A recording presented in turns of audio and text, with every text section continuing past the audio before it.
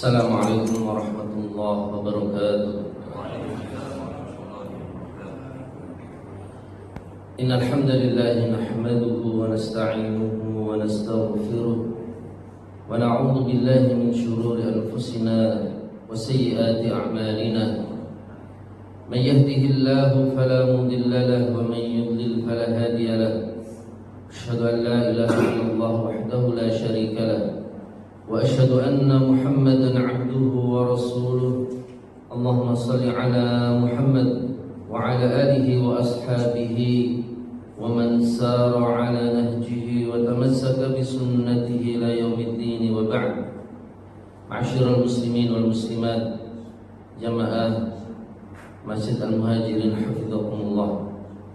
Alhamdulillah, pagi hari ini kita kembali diberikan keruangan oleh Allah Subhanahu wa taala, sesuatu yang patut dan selalu harus kita syukuri, agar Allah Subhanahu wa taala menambah bagi kita nikmat-nikmat baru yang lainnya. La in syakartum la azidannakum wa la in kafartum inna 'adzabi lasyadid. Kajian kita pada pagi hari ini insyaallah akan mengambil tema tentang muhasabatun nafs, muhasabah diri atau introspeksi diri atau mengaudit diri. Hadirin yang dirahmati oleh Allah Subhanahu wa taala, muhasabah adalah bagian daripada amal, bahkan ibadah, yang tidak sedikit manusia meninggalkan amal dan ibadah ini.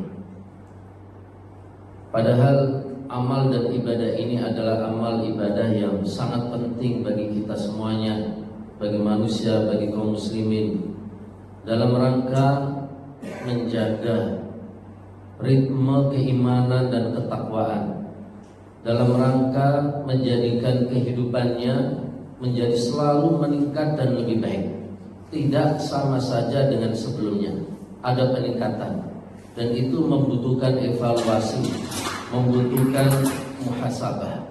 Maka muhasabah adalah bagian dari proses seseorang untuk mencapai derajat yang lebih tinggi, untuk mencapai amal yang terbaik. Karena kita diperintahkan oleh Allah Subhanahu wa taala untuk beramal, bukan sekedar amal yang penting menggugurkan kewajiban, tapi amal yang terbaik. Alladzi khalaqal mauta wal hayat liyabluwakum ayyukum ahsanu amala. Dia zat yang menciptakan kematian dan kehidupan.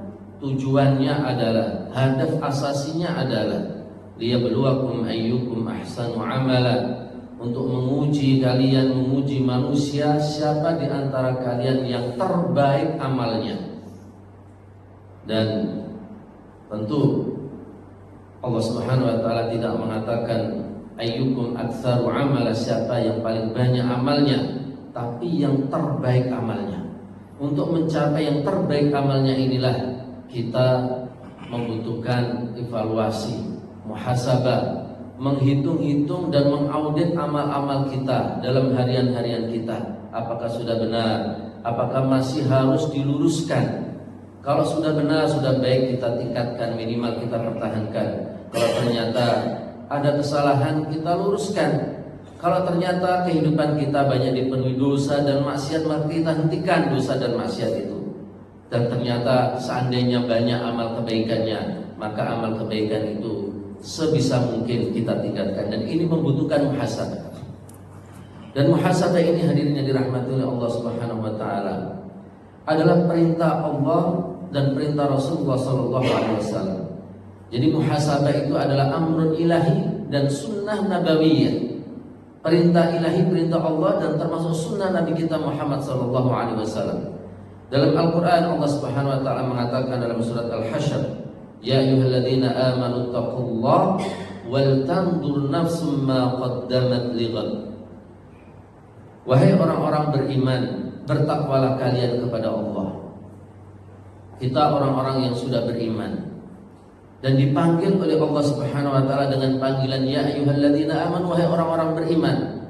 Masih diperintahkan untuk ittaqullah, bertakwalah kepada kalian.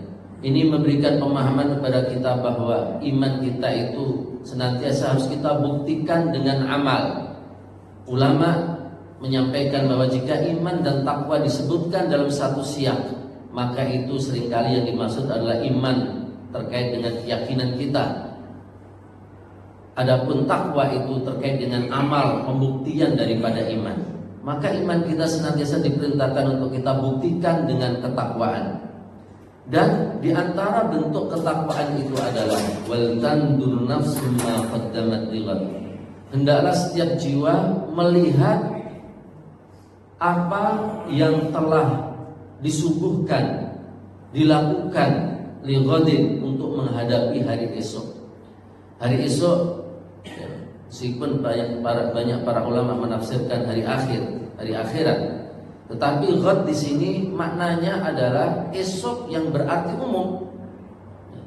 Umum berarti mencakup semua waktu yang akan datang, termasuk nanti siang, nanti sore, besok, hari Ahad itu juga ghad. Termasuk kematian kita itu juga ghad nanti, karena kita semuanya pasti akan menuju ke situ. Itu masa depan kita yang tidak akan pernah kita bisa menyimpang darinya.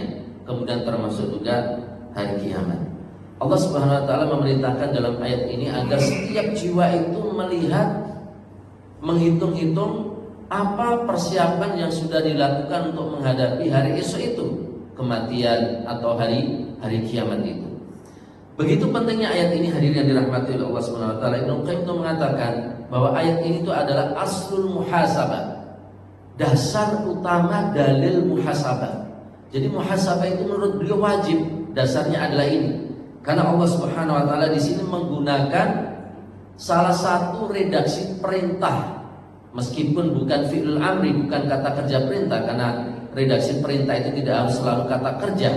Allah tidak mengatakan undur, lihatlah, tapi hendaklah melihat, yaitu fi'il mudhari' yang digandeng dengan lamul amri, lam perintah. Itu sama maknanya dengan kata kerja perintah. Wal tandur, hendaklah setiap jiwa, wal tandur nafsun, itu melihat, menghitung-hitung apa yang sudah dia persiapkan, dia sudah lakukan untuk menghadapi hari esok. Dan al aslu fil amri al wujub, dan hukum asal pada setiap perintah, redaksi perintah itu adalah menunjukkan wajib. Sehingga muhasabah, pendapat yang lebih kuat sebagaimana dikatakan Ibnu Qayyim adalah wajib bagi setiap muslim untuk selalu melakukan muhasabah. Dan muhasabah tidak harus tergantung dengan waktu tertentu. Kita kapanpun kita diperintahkan untuk selalu muhasabah. Setiap hari kita diperintahkan untuk selalu muhasabah. Bahkan setiap detik, setiap waktu, setiap kita melakukan sesuatu kita muhasabah.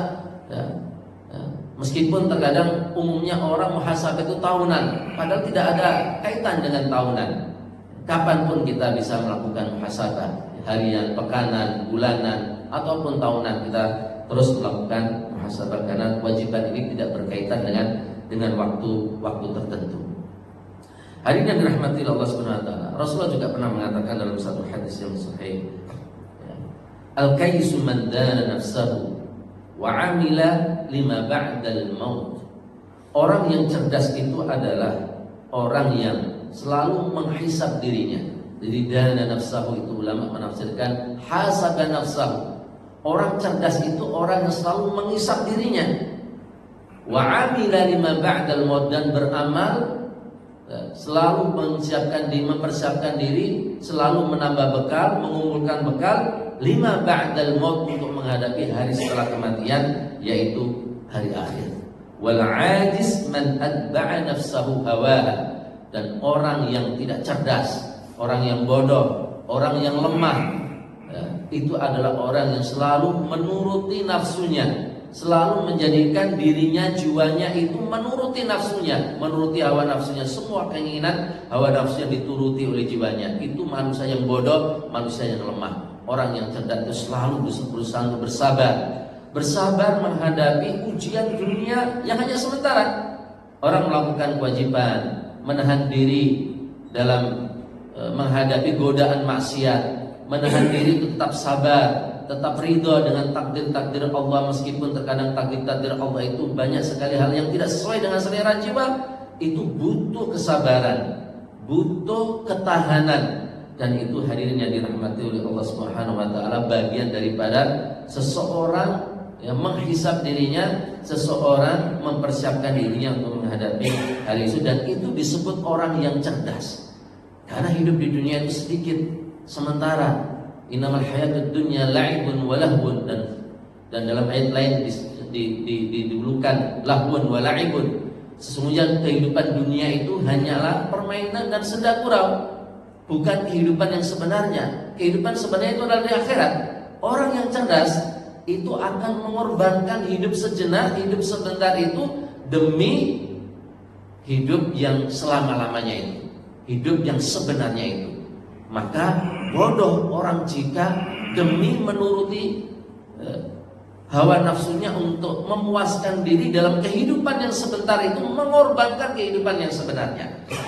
Ya, kalau toh dia nikmat, kalau dia bahagia dengan kehidupan dunia, puas dengan dunianya, ya, meskipun bergelimang dalam dosa dan maksiat, itu cuma sebentar nikmatnya, tapi nanti sengsara selama-lamanya di akhirat. Orang cerdas akan mengorbankan hidup yang cuma sementara, meskipun harus penuh dengan ujian. Yang penting di akhirat, dalam kehidupan sebenarnya kehidupan yang abadi itu, dia bahagia dan mendapatkan nikmat dari Allah Subhanahu wa taala. Makanya orang cerdas itu dikatakan oleh Rasulullah SAW, man dana nafsahu, selalu menghisab dirinya dan mempersiapkan diri untuk menghadapi hari esok, menghadapi hari-hari setelah kematian, diantaranya adalah hari akhir.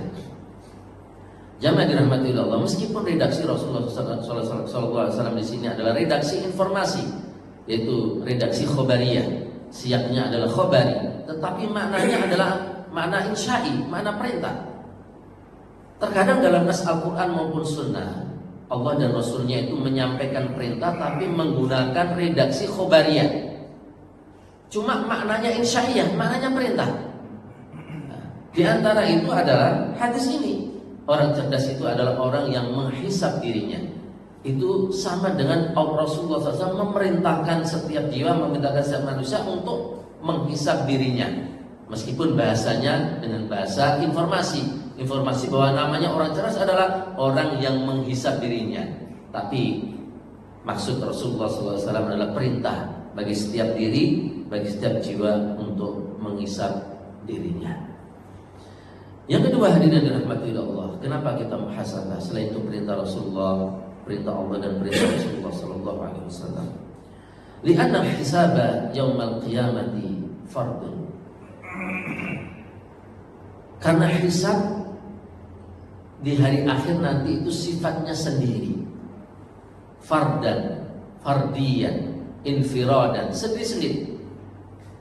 Nanti orang, setiap jiwa di akhirat itu dihisab oleh Allah sendiri-sendiri. Setiap jiwa mempertanggungjawabkan dirinya sendiri, tidak mempertanggungjawabkan diri orang lain. Ini hukum asal. Ya, hukum asal, orang itu akan mempertanggungjawabkan amalannya, dan dia tidak mendapatkan apapun kecuali amal yang dia usahakan. Itu hukum asal. Ya. Maka manusia nanti ketika dihisab oleh Allah, dihisab fardan, sendiri-sendiri. Ya. Tidak bermanfaat orang tuanya, tidak bermanfaat anaknya, tidak bermanfaat teman-temannya. Dia mempertanggungjawabkan amalnya sendiri. Nafsi. Maka Allah Subhanahu wa taala mengatakan dalam hal ini, wa kulluhum atihi yaumal qiyamati farda, dalam surat Maryam. Dan setiap dari mereka nanti akan datang kepada Allah pada hari kiamat farda, sendiri. Ya. Dia mempertanggungjawabkan amalnya sendiri. Kullu nafsin bima kasabat rahina. Setiap jiwa akan mempertanggungjawabkan setiap apa yang dia lakukan sendiri. Iqra kitabak kafa bi nafsika al-yawma 'alaika hasib. Maka dikatakan nanti kepada setiap jiwa, bacalah kitabmu, bacalah catatan amalmu, baca sendiri binafsik. Kafa bi nafsika al-yawma 'alaika hasiba. Cukuplah diri kamu menghisab dirimu sendiri. Kamu baca, kamu lihat catatan amalmu. Kamu bisa lihat detail dari semua amalmu selama di dunia. Sampai sesuatu yang kamu lupa, ada semuanya catatannya, baca. Kamu bisa menghisap dirimu sendiri dengan catatan yang sangat detail yang diberikan oleh Allah Subhanahu wa taala. Ya. Iqra kitab, maka baca kamu sendiri kitab catatan amalmu itu. Yauma yafirul mar'u min akhi. Setiap jiwa nanti akan lari dari saudaranya. Ya. Wa ummihi wa abi, dan lari dari ibu dan bapaknya. Wa sahibatihi wa bani, dan lari dari istri dan anak-anaknya. Orang di akhirat nanti lari dari saudaranya. Orang yang ketika di dunia selalu digandoli, jadi saudara itu selalu digandoli. Kalau butuh apa-apa untuk meringankan hajatnya, dia selalu gandolin saudaranya untuk membantu biar ringan. Di akhirat yafirul mar'u min akhi, orang lari dari saudaranya, saudara lari dari dirinya. Ya. Semua orang nafsi-nafsi, memikirkan dirinya sendiri, gak peduli saudaranya, gak peduli saudaranya. Itu di yaumul hisab, ya. Pada hari pengadilan itu, sampai dia tahu catatan amalnya itu berat apa ringan. Sebelum itu nafsi-nafsi. Ya. Sampai Aisyah itu bertanya dalam satu riwayat kepada Rasulullah SAW, ya Rasulullah, adakah seseorang nanti di hari akhir akan ingat saudaranya, ingat ibu bapaknya? Maka kata Rasulullah SAW, adapun ketika seseorang sebelum tahu tentang catatan amalnya, sebelum dibagi catatan amalnya, maka dia tidak ingat siapapun, bahkan tidak ingat ibu bapaknya. Bapaknya datang kepada anaknya minta kebaikan satu saja, ya waladi hasanah wahidah, aku ingin satu kebaikan saja wahai anakku, tolonglah aku, beri aku satu kebaikan saja untuk menyelamatkanku. Anaknya mengatakan kepada bapaknya, ya walidi ini akhafu mimma takhafun, sesungguhnya aku itu juga takut terhadap apa yang kamu takuti. Sama. Jadi anak pun gak peduli dengan bapaknya saat itu, saat proses ditimbang amalan, sampai dia tahu amalannya berat apa ringan, sampai bapaknya dilupakan. Di dunia seorang anak bisa berbakti kepada bapaknya, sampai mendahulukan bapaknya meskipun dirinya itu terkorbankan, gak apa-apa, yang penting bapakku senang, bapakku bahagia, aku yang susah, aku yang sengsara, gak apa-apa. Dikorbankan dirinya demi bapaknya. Begitu juga bapak mengorbankan dirinya untuk anaknya. Tapi di akhirat nanti adalah nafsi-nafsi. Bahkan bapaknya minta tolong anaknya nggak bisa menolong, karena anaknya juga butuh pertolongan. Anaknya melihat dirinya juga butuh pertolongan, maka bapaknya juga butuh pertolongan. Ketika minta tolong tidak bisa dikasih. Bahkan ibunya itu ketika minta kepada anaknya, ya waladi hasanah wahidah, wahai anakku, aku minta satu kebaikan saja. Anaknya menjawab, ini akhafu mimma takhafin, wahai ibuku, aku sama takut juga seperti yang kamu takuti wahai ibu, aku tidak bisa ngasih apa-apa. Makanya Rasulullah juga pernah mengingatkan anak-anaknya, meskipun Rasulullah itu nabi, dan nabi itu punya derajat tinggi di mata Allah Subhanahu wa taala, manusia paling dekat kepada Allah Subhanahu wa taala, tapi pernah mengingatkan kepada anak-anaknya bahwa aku itu tidak bisa ngasih apa-apa untuk kalian.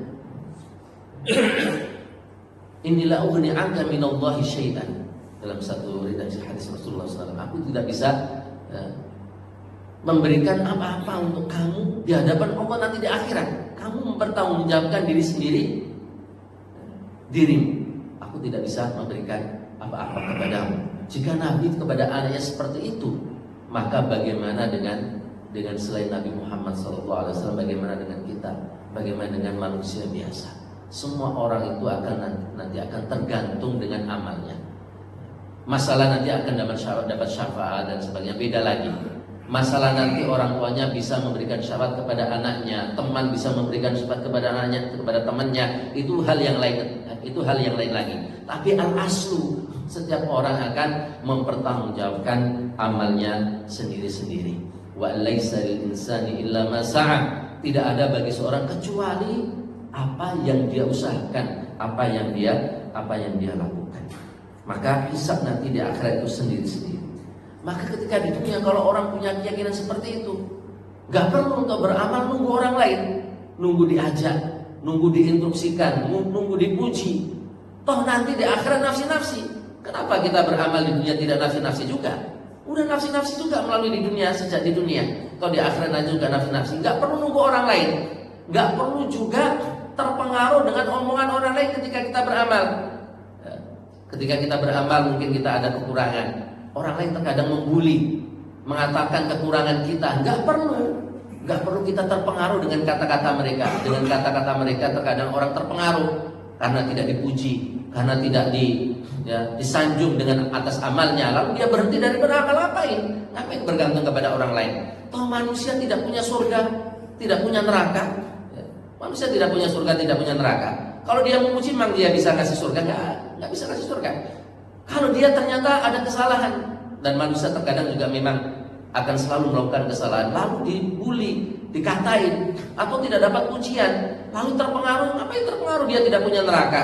Emang dia bisa mengadab manusia, memasukkan manusia ke neraka? Nggak punya neraka manusia ini. Yang punya surga neraka cuma Allah. Maka bergantungnya kita hanya kepada Allah. Kita hanya bergantung dengan pujian Allah Subhanahu wa taala, dan kita juga hanya terpengaruh dengan celaan Allah. Kalau sudah Allah yang mencela kita, itu menjadi perhatian kita. Kalau sudah Allah yang memuji kita, itu yang paling kita sukai. Kita nggak terpengaruh dengan pujian, sanjungan atau celaan manusia, karena celaan manusia tidak mempengaruhi apa-apa pada diri kita. Pujian mereka juga tidak akan memberikan manfaat apa-apa pada diri kita. Kita dan manusia semuanya tidak bisa memberikan apa-apa kepada manusia yang lainnya. Tidak bisa memberikan manfaat kalau tidak Allah mengizinkan memberikan manfaat. Tidak bisa menimpakan madarat kalau Allah tidak menghendaki terjadinya madarat itu kepada manusia. Maka nafsi-nafsi, sejak di dunia kita harus berlatih untuk nafsi-nafsi dengan cara muhasabah diri.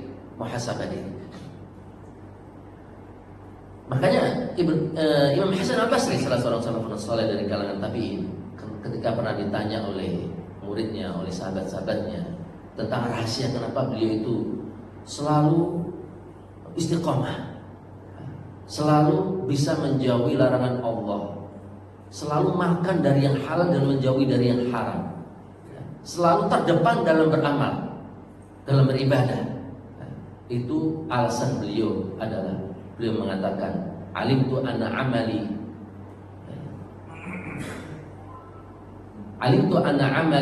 lan yastaghila bihi ghairi fastaghaltu lahu. Aku tahu bahwa amalku itu adalah amal tidak dilakukan oleh orang lain. Maka dengan itu, dengan keyakinan itu, aku fokus dengan amalku sendiri. Artinya dia tidak terpengaruh dengan amalan orang lain. Dia tidak terpengaruh dalam beramal dengan orang lain. Apakah dengan pujian orang lain, apa dengan cacian orang lain. Dia fokus dengan amalnya sendiri.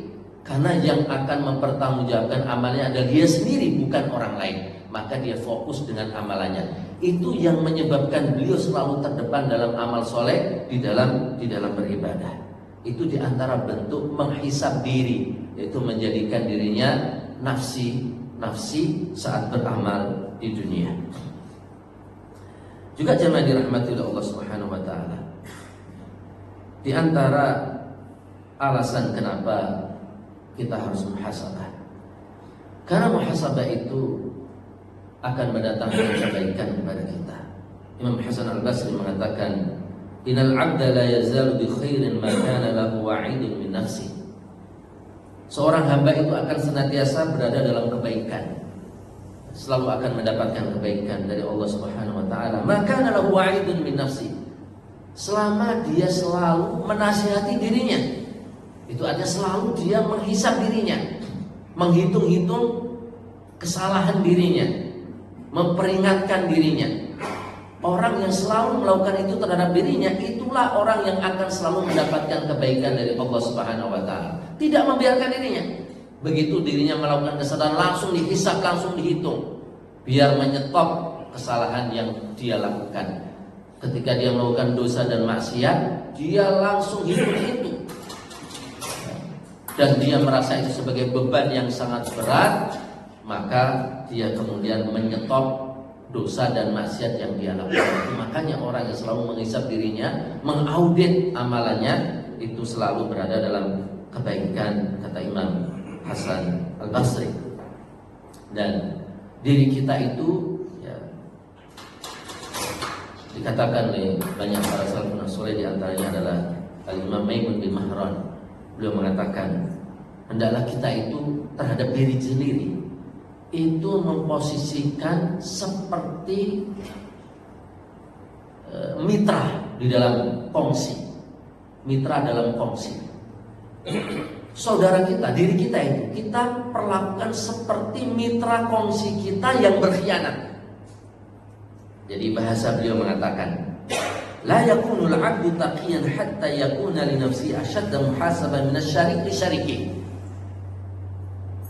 Tidaklah seorang hamba itu akan selalu bertakwa, mempertahankan ketakwaannya sampai dia bisa memposisikan dirinya itu sebagai mitra kongsinya yang dia selalu mengauditnya. Jadi kalau kita sedang kongsi dengan seseorang, itu biasanya kita hati-hati. Apalagi orang itu yang kongsi dengan kita itu terkenal suka khianat. Suka khianat ya. Maka kita posisikan diri kita seperti mitra kongsi yang selalu khianat. Maka apa yang kita lakukan terhadap mitra kongsi yang khianat? Itu selalu kita audit. Tiap menit, tiap hari kita audit. Semua hasil, semua pendapatan, bisnis, perusahaan, tiap hari kita audit. Biar tidak ada yang dimaling oleh mitra kongsi yang khianat itu.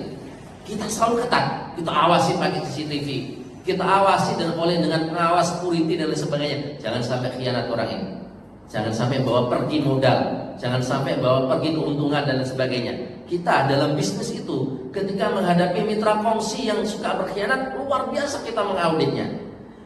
Kata Imam Mahran, kita harus posisikan jiwa kita seperti teman kongsi yang khianat. Jadi kita awasi terus 24 jam. Jangan sampai nyimpang.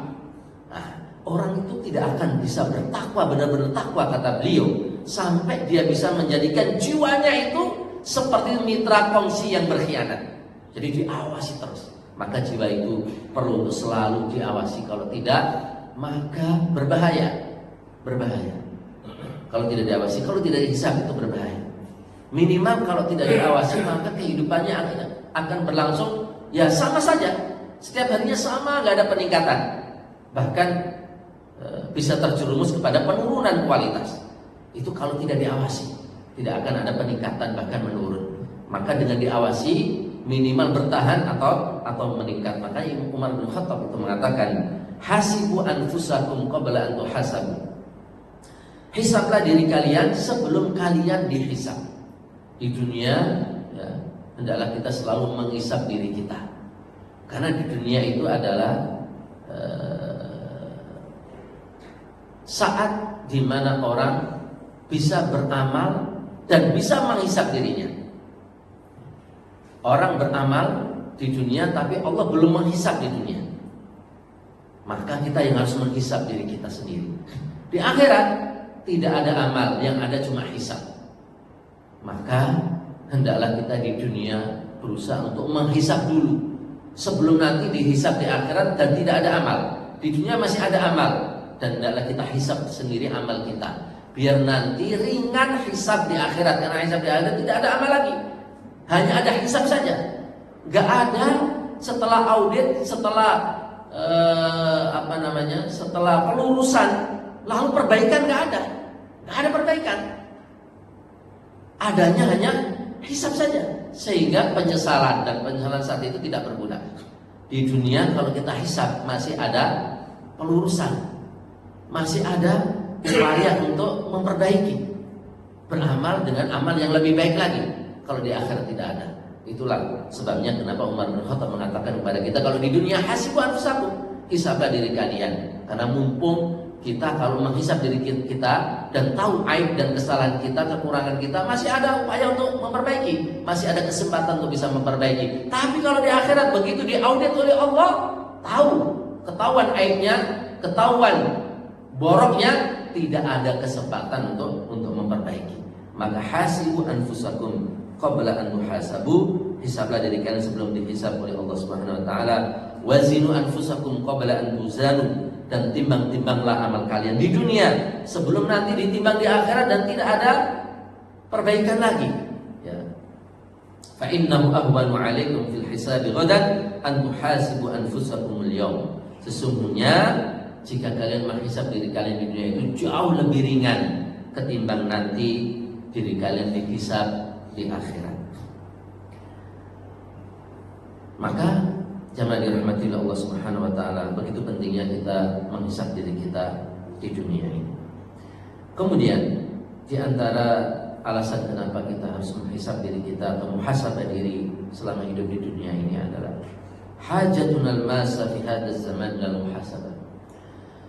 Kebutuhan kita yang sangat mendesak di era saat ini untuk selalu muhasabah.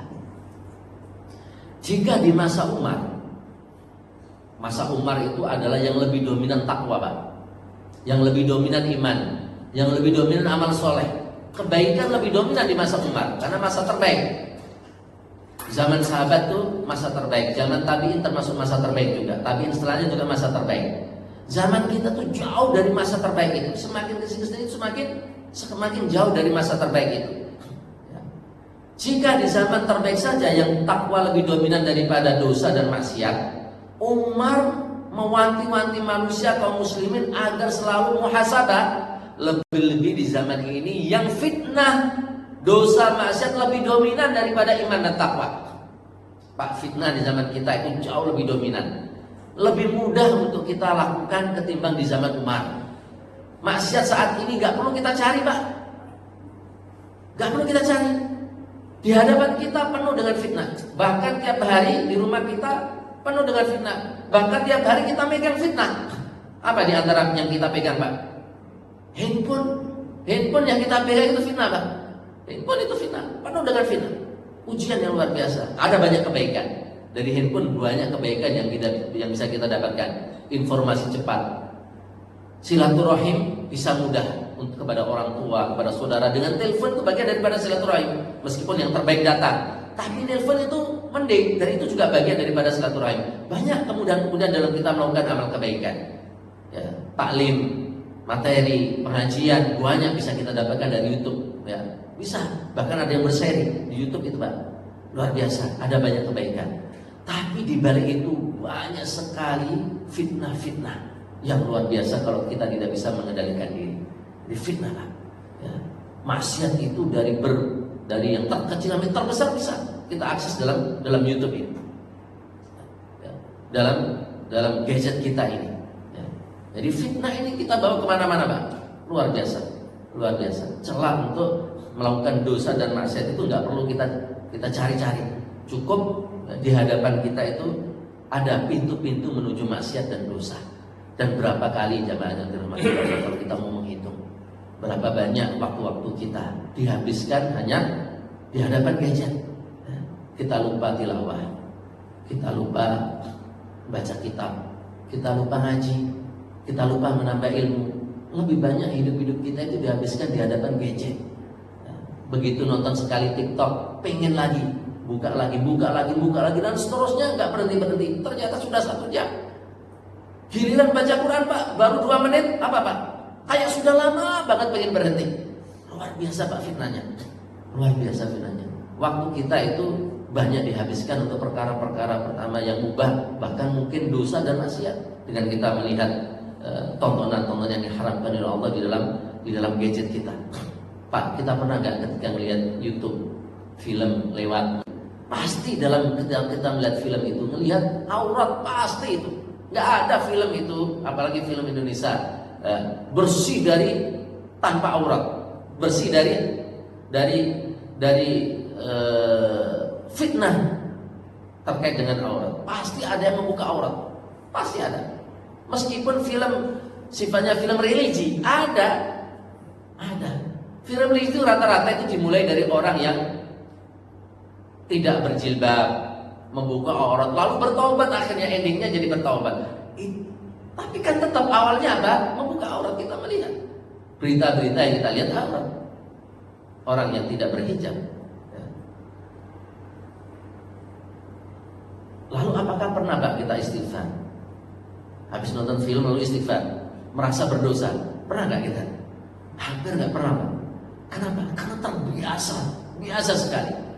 Sesuatu yang jadi biasa akhirnya tidak jadi beban. Padahal itu adalah dosa, maksiat. Kita nggak pernah istighfar gara-gara itu. Maka luar biasa fitnah di hadapan kita ini. Maka di zaman seperti ini, muhasabah itu jauh lebih kita butuhkan ketimbang di zaman Umar. Jika di zaman Umar takwa itu lebih dominan daripada dosa maksiat, Umar sudah keluar-keluar. Hasibu, hisablah diri kalian. Hasibu anfusakum qabla an tuhasabu. Sebelum kalian dihisab nanti di akhirat. Apalagi sekarang. Maka muhasabah terhadap diri itu nggak cukup tahunan, Pak. Nggak cukup saat akhir tahun atau awal tahun. Nggak cukup, Pak.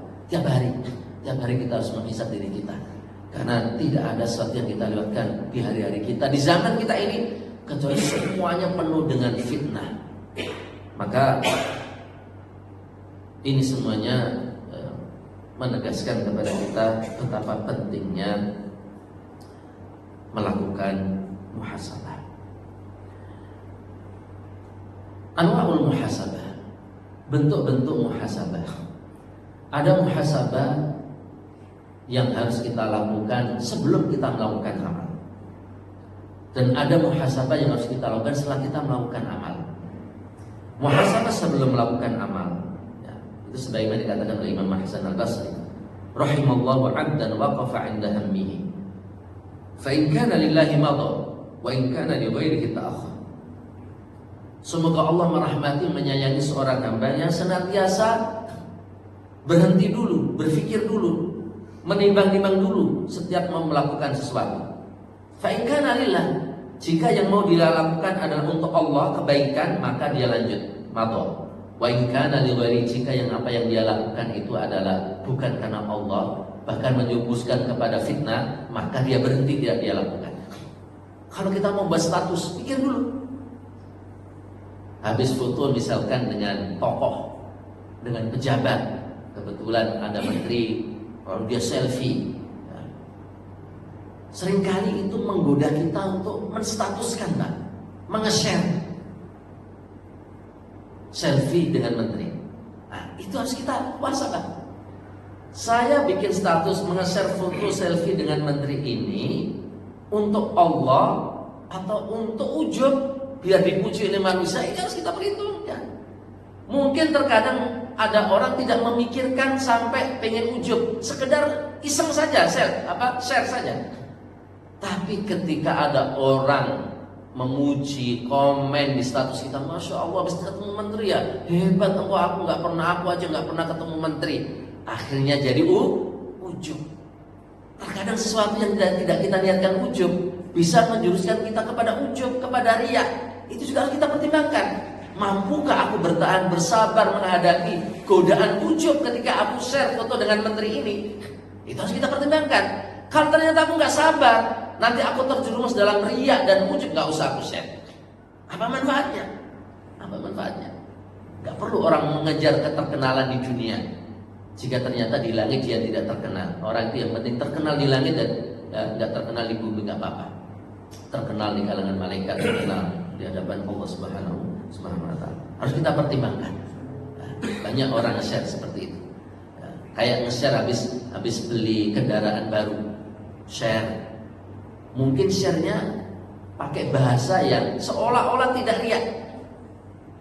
Aku bersyukur kepada Allah atas nikmat ini. Itu kan etok-etok seolah-olah bersyukur. Padahal terkadang dalam hatinya apa, Pak?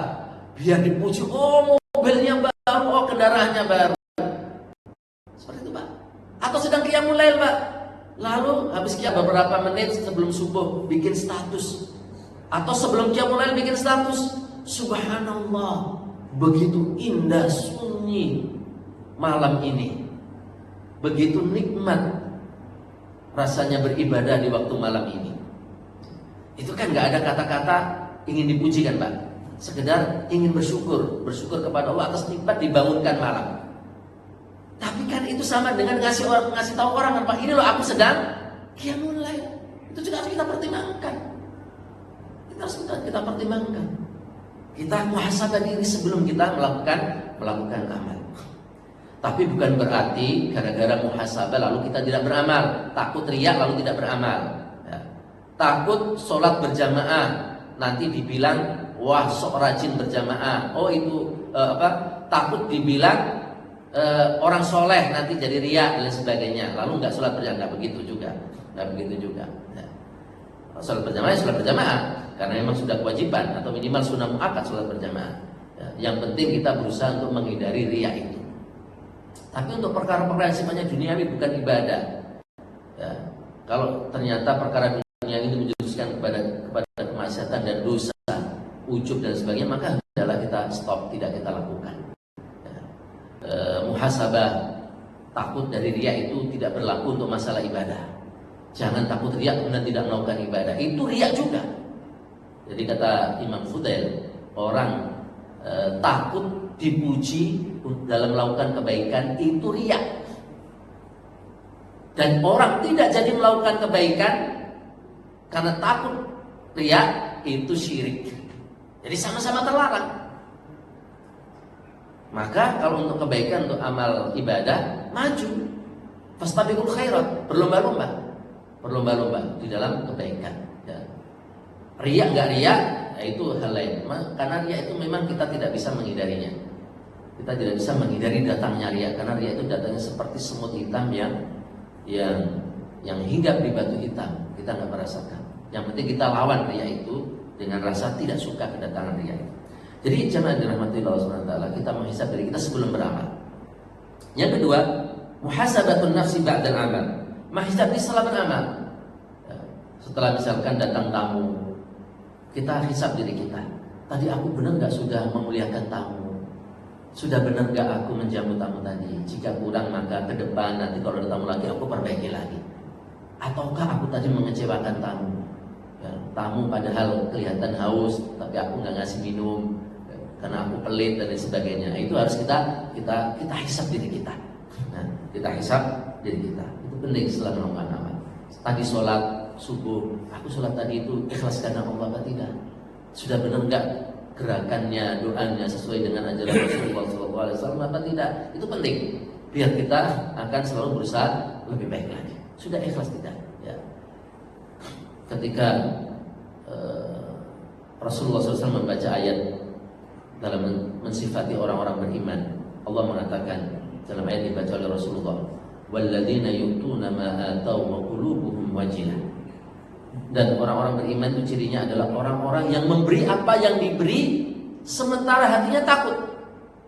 Aisyah bertanya, jadi Aisyah langsung paham apa yang dibaca oleh Nabi.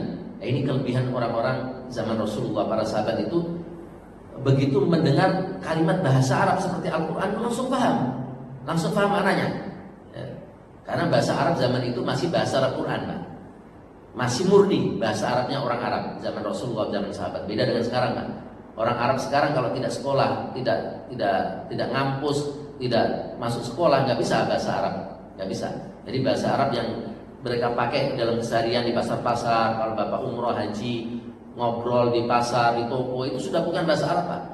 Ya. Itu 98% atau 99% bukan Arab. Arabnya tinggal 1%, Pak. Apalagi sudah bercampur-campur dengan bahasa orang IPB. IPB itu apa, Pak? India, Bangladesh, India, Pakistan, Bangladesh. Nah, rata-rata itu di Arab, pekerja-pekerja itu. Mereka pintar-pintar, seolah-olah pintar-pintar bahasa Arab, padahal yang diucapkan bukan bahasa Arab. Aisyah langsung paham ketika Nabi mengatakan atau Nabi membaca ayat walladzina yu'tuna ma ataw wa qulubuhum wajilah. Ya Rasulullah, kenapa? Mereka kan ngasih, mereka kan sedekah, mereka kan infak. Kok mereka takut? Mereka kan sudah beramal kebaikan, kok masih takut ya Rasulullah? Bukan begitu wahai binta Abi Bakrin, wahai putri Abu Bakar.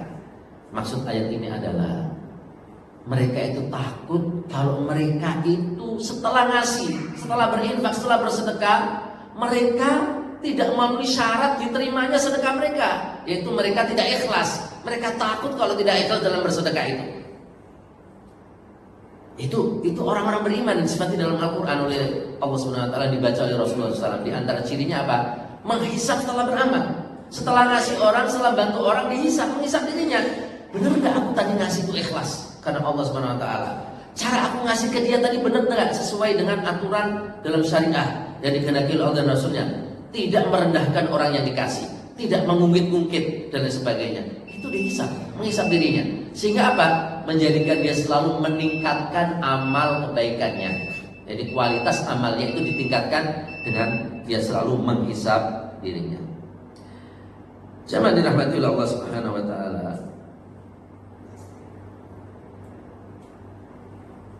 Apa hal-hal yang bisa membantu kita untuk muhasabah diri? Sudah kita tutup dengan sub bahasan terakhir ini, hal-hal yang membantu kita untuk bisa muhasabah dengan baik. Yang pertama adalah at-tatallu ilal ghayati minal haya wa wal wusulu ila ahsan. Selalu terobsesi untuk mencapai derajat amal yang terbaik. Karena kita diperintahkan Allah dalam Al-Quran untuk beramal, amal yang terbaik, bukan sekedar amal menggugurkan kewajiban. Itu yang harus kita camkan dalam benak kita. Setiap kita mau beramal, maka obsesi kita bagaimana amalku itu menjadi amal yang terbaik. Maka dengan begitu kita optimal. Ini salah satu bentuk muhasabah. Kalau kita tidak terobsesi, tidak punya obsesi untuk menjadikan amal kita amal yang terbaik, akhirnya amal kita biasa-biasa saja. Biasa-biasa saja. Yang kedua, dzikrul maut, mengingat kematian. Ini perkara yang paling penting dalam kita bermuhasabah. Hal yang memudahkan kita untuk muhasabah itu diantaranya adalah ingat mati. Ingat mati. Ibnu Qayyim mengatakan, perkara yang paling menggugah keimanan seorang adalah kesadaran bahwa waktu dia itu terbatas. Dia tidak punya waktu selamanya di dunia. Waktu dia terbatas. Ada ujung. Kita ini semua ada ujungnya. Semua ada ujungnya.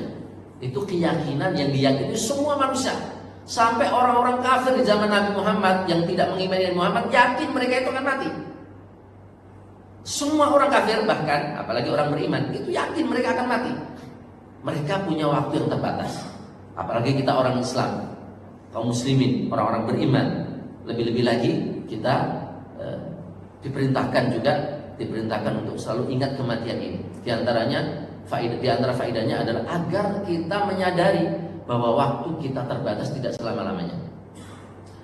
Kemudian setelah ini ada kehidupan akhirat, di mana dalam kehidupan akhirat itu ada hisab. Kesadaran inilah yang akan membuat kita untuk selalu memuhasabah diri kita, selalu menghisab diri kita. Ingat mati dan bahwa dia akan menuju pada sebuah muara yang dimanakan dengan kematian, dan tidak ada manusia yang bisa menghindari kematian ini. Ketika orang sudah mati dan sadar bahwa ketika sudah mati tidak ada yang dia bawa kecuali amalnya, maka selama di dunia dia akan menghisab dirinya. Rasulullah mengatakan dalam satu hadis, yatba'ul mayyita thalatha. Orang mati itu akan diikuti oleh 3. Fayarji'u ithnani wa yabqa wahid. 2 pulang, hanya 1 yang mengikuti. Yatba'u ahluhu wa amaluhu, mengikutinya keluarga, harta, wa amaluhu, dan amalnya. Fayarji'u ahluhu wa amaluhu, keluarga dan hartanya pulang, wa yabqa amaluhu, dan amalnya saja yang menyertainya. Orang kalau mati kita lihat Pak, ketika kita melayat jenazah, yang mengikuti dia keluarga, semua orang ramai. Harta juga kita bawa, mengantarkan kita. Harta mengantarkan kita sampai kepada hal yang lain. Begitu nyampe liang balik, mobil kita balik, keluarga kita balik. Yang menyertai cuma amal kita. Maka betapa pentingnya kita menjaga kualitas amal yang menyertai kita di kuburan itu. Satu-satunya yang menyertai kita di kuburan cuma amal itu. Kalau kita ingat itu, maka kita akan selalu menghisab dirinya. Maka kematian itu sesuatu yang paling bisa menggugah orang untuk muhasabah, mengintrospeksi diri. Karena keyakinan itu hanya ada orang sadar bahwa waktunya terbatas. Hidupnya itu bukan selama-lamanya. Hidup seseorang itu adalah ya umurnya, ya, Dan umur itu adalah terbatas. Karena umur terbatas maka hidup seseorang itu juga terbatas. Jika berlalu 1 hari berarti berlalu umurnya, semakin dekat ajalnya. Maka Imam Hasan Al-Basri lagi mengingatkan, ya bani Adam innama anta ayyam, wahai manusia, kamu itu cuma rangkaian hari-hari. Idza dhahaba yawmun dhahaba ba'duki. Jika 1 hari pergi, maka sebagian dari dirimu pergi juga. Wa yushiku idza dhahaba ba'duki an yadhhaba kulluki. Dan jika pergi sebagian daripada hari-harimu, maka akan dirimu sendiri juga akan semakin pergi dan semakin menghilang. Maka hidup kita ya hari-hari kita itu. Dan hari-hari kita semakin hari semakin berkurang, berarti kita semakin mendekati ajal. Tahun baru bukan berarti justru umur kita bertambah. Bilangannya memang bertambah, Pak. Yang tadi 50 jadi 51 bertambah, tapi hakikatnya semakin berkurang. Maka seyogyanya tahun baru bukan malah berfoya-foya, berpesta, kembang api dan sebagainya, tapi justru orang harus muhasabah diri. Setelah kematian ada kehidupan akhirat, ya. Kehidupan yang hanya ada penyesalan saja, yang ada hisab saja, tidak lagi amal. Semua orang menyesal. Tidak hanya orang kafir, tidak hanya pendosa yang menyesal, orang beriman dan beramal soleh pun menyesal, Pak. Sehingga semua orang mengatakan yaqulu ya laitani qaddamtu li hayati. Semua orang mengatakan andaikan saja aku memberikan sesuatu yang lebih baik lagi dalam hidupku. Orang kafir menyesal kenapa tidak beriman. Orang sudah beriman menyesal kenapa tidak lebih beriman lagi. Orang beramal soleh menyesal kenapa tidak lebih banyak lagi amal solehnya. Semua orang menyesal. Semua orang menyesal nanti ketika sudah dimatikan oleh Allah Subhanahu wa taala. Dan minta ditangguhkan barang sejenak. Sehingga dikatakan dalam Al-Qur'an itu wa anfiqu mimma razaqnakum min qabli an ya'tiya ahadakumul maut fayaqula rabbi laula akhartani ila ajalin qarib fa asaddaqa.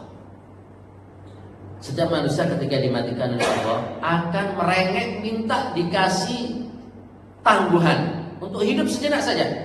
Semua manusia itu, orang kafir apalagi, pendosa juga. Bahkan orang beriman beramal soleh pun minta dihidupkan sejenak kalau sudah dimatikan. Mereka, kata Allah, tidak mengatakan fausoli agar bisa sholat. Jadi minta ditangguhkan sejenak bukan untuk sholat. Juga tidak mengatakan fa'asumu, juga tidak mengatakan agar aku bisa puasa, atau fa'atamiru fa'ahujju, agar bisa umrah atau haji, tidak. Tapi yang diminta oleh hamba adalah hidup sejenak untuk apa? Fa'asaddaqa, untuk bersedekah. Ada banyak tafsiran tentang ini oleh para ulama. Di antara tafsiran-tafsiran itu adalah kenapa Allah Subhanahu wa taala menyebutkan bahwa orang mati itu minta dihidupkan agar bisa sedekah. Apakah sholat tidak bermanfaat? Apakah puasa tidak bermanfaat? Kenapa tidak mengatakan biar bisa sholat, biar bisa puasa? Bukan karena sholat tidak bermanfaat. Bermanfaat bagi orang mati. Puasa juga bermanfaat bagi orang mati. Umroh hajinya juga bermanfaat bagi orang mati. Tapi kenapa Allah jawab dengan sedekah? Nah, karena banyak orang berpikir bahwa untuk mendapatkan kebaikan di alam kubur, dapat kebaikan di akhirat, dibantu oleh Allah saat sakaratul maut, dapat husnul khatimah. Orang banyak berpikir, berpersepsi bahwa cukup menjalin hubungan baik dengan Tuhan melalui sholat-sholat, melalui puasa yang sifatnya ibadah, hubungan dengan Tuhan. Gak perlu hubungan baik dengan manusia, gak perlu rukun dengan tetangga, gak perlu silaturahmi dengan keluarga. Yang penting sholatnya rajin, husnul khatimah, diluaskan rezekinya, diluaskan alam kuburnya, dan dapat kemudahan dari Allah Subhanahu wa taala di dalam hisab di akhirat. Banyak orang punya persepsi seperti itu. Maka oleh Allah dibantah, gak benar itu. Justru orang mati itu ketika mati minta dihidupkan bukan untuk sholat, untuk apa? Sedekah. Dan sedekah itu adalah bentuk amal. Hubungan dengan Allah apa hubungan dengan manusia? Hubungan dengan manusia. Justru amal kebaikan dengan sesama manusia itu yang diidam-idamkan. Sholat juga bermanfaat. Jika sedekah itu bermanfaat, apalagi sholat, apalagi puasa, ibadah yang berkaitan dengan hubungan dengan dengan Allah Subhanahu wa ta'ala. Maka dengan kesadaran itu kita akan selalu menghisab diri kita di dalam dunia ini. Jamaah dirahmati Allah Subhanahu wa ta'ala. Faidah yang dalam muhasabah itu diantaranya adalah kenapa kita muhasabah, agar aib kita terungkap. Kalau tidak muhasabah kita tidak tahu aib kita. Juga agar kita selalu istighfar. Setelah kita muhasabah, tahu aib kita, tahu kesalahan kita, tahu kekurangan kita, tahu dosa kita istighfar. Kita bertaubat kepada Allah Subhanahu wa taala. Kalau tidak tahu aib kita, kesalahan kita nggak akan pernah beristighfar, tidak akan pernah bertaubat kepada Allah Subhanahu wa taala. Ini saja jemaah yang dirahmati Allah, materi muhasabah diri yang mudah-mudahan bermanfaat bagi kita semuanya dalam mengawali tahun ini. Mudah-mudahan Allah Subhanahu wa taala mengkaruniakan kepada kita umur yang panjang, amal yang banyak. Bukan sekedar umur panjang saja, tapi tentu amal yang banyak dan yang baik. Ya. Jadi tola umruhu wa hasuna amal. Panjang umurnya dan baik juga amalnya, dan itu tentu melalui muhasabah yang kita lakukan. Wallahu a'lam bishawab. Aqulu qouli hadza wa astaghfirullah li wa lakum. Silakan yang ingin bertanya.